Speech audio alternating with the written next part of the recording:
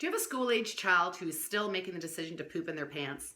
Or maybe they're just holding it so long that you kind of get skid marks, if we can just talk frankly here. So of course, obviously, it's important that you check things out with your pediatrician or your family doctor to make sure there isn't something medical going on. But I can tell you most of the time, that's not the case. Most of the time, that falls in my domain of being a parenting expert and a family therapist. So I always start with the same question, which is, what's the usefulness of the behavior? What would be beneficial from the child's perspective to make this choice for themselves? Let me give you a couple of examples of usefulnesses of this behavior. One might be that you've got a kid who is so happy and engaged in life that they just find going to the bathroom is just a waste of their time, and they hold off and they hold off, and then oops, they kind of miscalculate.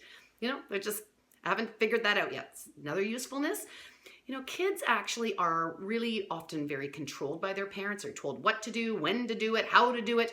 And that feeling of being powerlessness can kind of add up, and they finally find some place in their life where they can have some control and they can kind of defeat mom and authority, and they like that. And they think they just hold on to that for a little bit. After all, you are defeated at getting them to change their behavior. How powerful is that?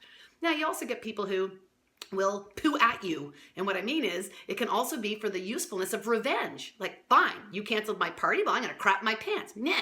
Now, they don't say that, but that's often how they're acting, especially when anything comes with body functionings. Kids know that's pretty much as rude and derogatory as you can be to another human being. So you have to figure out what the usefulness of the behavior is. Now, the ways for getting around this then, number one is to take this out of the relationship between you and the child.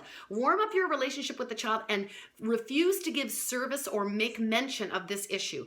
If you teach them how to clean up after themselves, where do dirty underpants go? If they're soiled and beyond what you're willing to wash, then they need to replace them out of their own allowance. But if you teach them to tidy up and they have to pay all the consequences and you're not engaged in it, it's now just between them and their dirty underwear, and what's the usefulness of that? So do not provide service. Do not make this a topic of conversation. Train them on independence, and eventually they're going to say, I think it just makes more sense to go to the bathroom.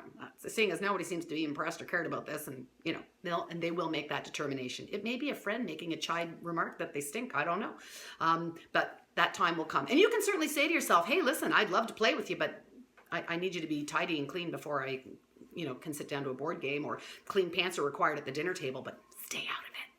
It'll get better.